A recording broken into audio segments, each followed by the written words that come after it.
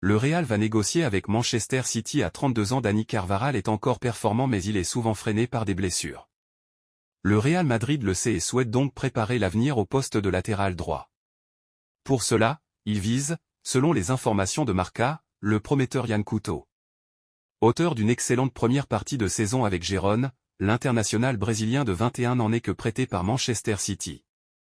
En fin de contrat avec les Citizens jusqu'en 2025, cette situation pourrait profiter aux Madrilènes qui devront toutefois négocier avec le colosse anglais. Bonne nouvelle, d'après nos confrères espagnols, le natif de Curitiba rêve de jouer pour les Merengues. Real Madrid, entre l'Espagne et le Maroc, Brahim Diaz a fait son choix. Brahim Diaz a fait son retour au Real Madrid l'été dernier. Binational, il peut porter les couleurs de la sélection du Maroc ou de l'Espagne. L'attaquant aurait fait son choix. Alors que son futur international n'en finit plus de faire parler, Brahim Diaz aurait enfin fait son choix entre les sélections marocaines et espagnoles. Alors qu'il s'est imposé comme un joueur important du Real Madrid, où il joue un rôle clé dans la rotation de Carlo Ancelotti, Brahim Diaz fait beaucoup parler pour son futur international. Selon Marca, l'attaquant passé par l'AC Milan va porter les couleurs de la sélection du Maroc, au détriment de la sélection espagnole. Une décision forte, confirmée ce dimanche par Fabrizio Romano. Brahim Diaz va porter les couleurs du Maroc. Auteur de 8 buts et 4 passes décisives cette saison, 32 apparitions, le natif de Malaga était pisté par les deux sélections et son cœur balançait jusqu'alors. Avant les rassemblements de mars, sa décision est donc prise et il pourrait bien être de la liste de Wally Regragui dans les prochains jours. Man City, le Barça a déjà tranché pour Cancelo. Prêté cette saison sans option d'achat, le latéral polyvalent de Manchester City Joao Cancelo, 29 ans, 24 matchs et 2 buts en Liga cette saison, enchaîne les matchs sous les couleurs du FC Barcelone. D'après les informations du média Relevo ce dimanche, les Blaugrana ont d'ores et déjà pris la décision de conserver l'international portugais au terme de cet exercice.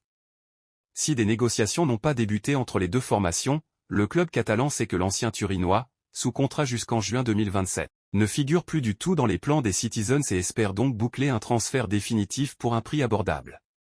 De son côté, Cancelo a également le souhait de poursuivre son aventure avec le Barça, l'improbable promesse faite par Ancelotti à Eduardo Camavinga.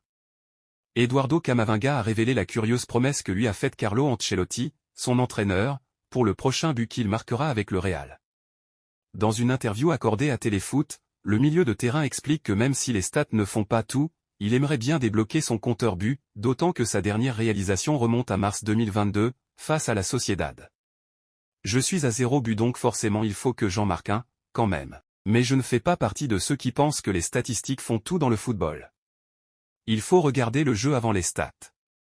Ce n'est pas parce que tu as marqué un but ou fait une passée dès que tu as été le meilleur joueur du match. Le plus important c'est d'être décisif, tu peux sauver un but, mettre un tacle, et gagner le match après, explique Camavinga. Dans le cas précis d'Ancelotti et de sa promesse, il explique, il m'a dit que je ne marquais pas. Je lui ai demandé si dans le cas où je marquais, il allait danser avec moi. Il m'a dit oui. Donc le prochain but, il va danser avec moi. Je ne sais pas quand, mais il va danser, s'amuse Camavinga. Ancelotti j'ai parlé avec Vinicius l'entraîneur du Real Madrid s'est exprimé en conférence de presse après la belle victoire de son équipe au Bernabéu, face au Celta de Vigo, 4-0. Analyse, un bon match, meilleur que celui de mercredi. Ce n'était pas difficile, rire. C'était un match complet, avec une bonne intensité, un bon rythme. Nous avons bien géré l'avantage, nous n'avons pas forcé en deuxième mi-temps. Ça s'est bien passé. Tous les matchs peuvent être des matchs pièges si on ne se prépare pas bien ou si on ne joue pas bien. On doit continuer sur notre lancée et prendre l'avantage au classement. Les corners, 9 buts encaissés et aucun marqué, la vérité, c'est que nous y travaillons beaucoup. Les analystes, David et Francesco, travaillent beaucoup sur ce type d'action. Nous nous entraînons bien, les joueurs sont attentifs. Et puis il y a la qualité d'un tireur comme Luka Modric et d'un finisseur comme Antonio Rudiger. Quel est le niveau de Rudiger en ce moment? Antonio est toujours à son meilleur niveau. C'est un joueur qui a la capacité d'être toujours concentré à 100%. Sa saison est exceptionnelle. C'est difficile de trouver un moment où il a connu une baisse de régime. Le premier but de Gullet, sourire, il a un grand talent qu'il a démontré aujourd'hui. À l'avenir, je ne dis pas demain, mais il aura plus de temps de jeu. Le but qu'il a marqué est le fruit d'un dribble et d'une finition fantastique. C'est important pour lui de marquer ce but, comme c'est important pour nous d'avoir un grand joueur. Comment l'équipe aborde-t-elle cette phase décisive de la saison? Avec un maximum d'enthousiasme. Nous avons un autre match très difficile avant la trêve, contre un adversaire très fort. Militao et Courtois seront bientôt de retour et que nous aurons un effectif plus complet. En conférence de presse. La victoire, l'intensité s'est améliorée. Il n'était pas difficile de faire mieux que mercredi. Nous avons profité des coups de pied arrêtés pour prendre l'avantage. Nous sommes contents et nous avons fait ce qu'il fallait. Chaque match est un match piège. La performance de Modric, je pense qu'il méritait son ovation, car il a fait un match très abouti. Camavinga et lui ont apporté de la continuité au jeu. Les supporters l'ont ovationné parce qu'ils l'aiment beaucoup, comme tout le monde. Il a parlé avec Vinicius de ce qu'il s'est passé ce soir? Oui, j'ai parlé avec lui. Je lui ai dit que c'était le meilleur. Le meilleur de tous. Il essaie, il a marqué le premier but. C'est tout simplement le meilleur. Je l'ai aussi dit à Rudiger. Et à Nacho. Je dois leur apporter ma confiance. Rudiger est-il le meilleur défenseur central du monde? C'est un professionnel très sérieux, spectaculaire. Il a des moments où il est sérieux et d'autres où il s'amuse. Il a des moments de grande qualité, d'autres de pessimisme total. Mais c'est un grand joueur. Tout le monde a été très affectueux avec Arda Güler, y compris vous. Il a joué très peu, quelques minutes, mais j'étais convaincu qu'il pouvait faire quelque chose. Ce n'était pas facile de terminer le match. C'est un grand talent, on le voit tous les jours, on lui parle beaucoup.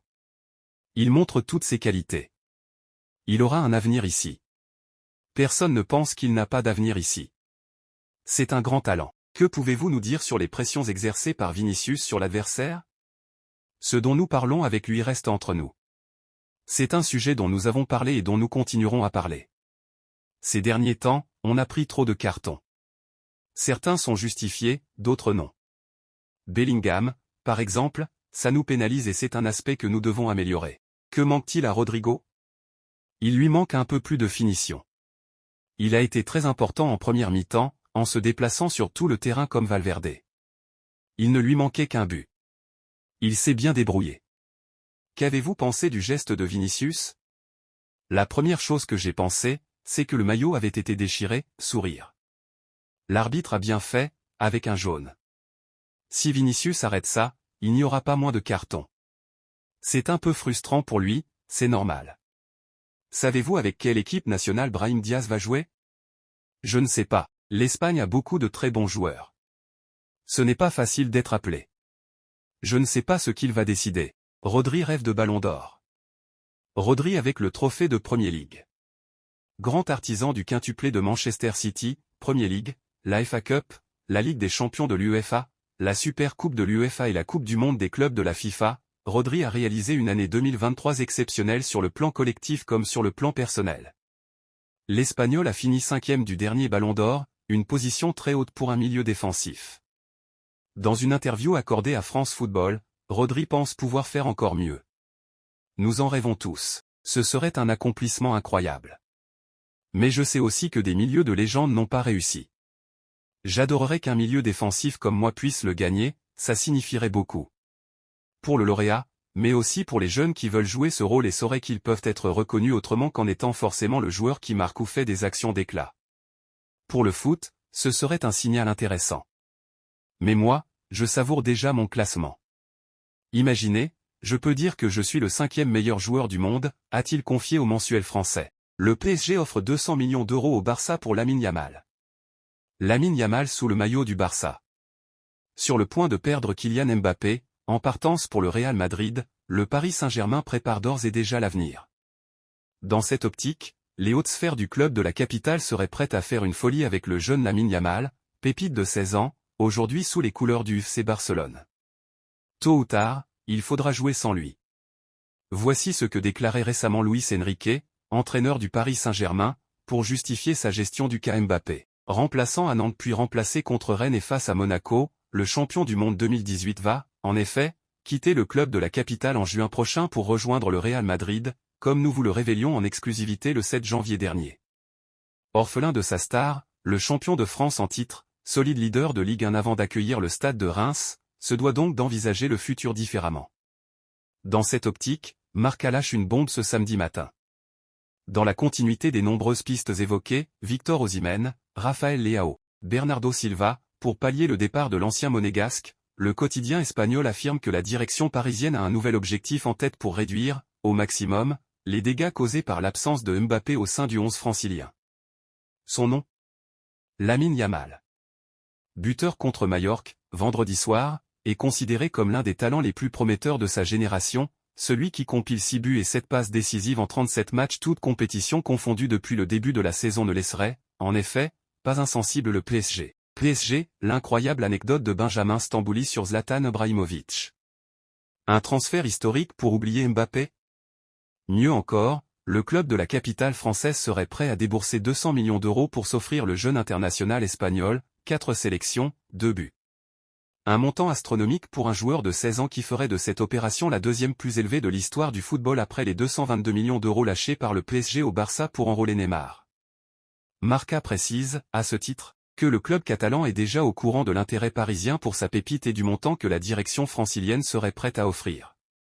Dans cette optique, Jorge Mendes s'est rendu à Barcelone cette semaine pour rencontrer Joan Laporta, le boss des Blaugrana. Reste désormais à savoir ce que les culés décideront de faire face à une telle offensive.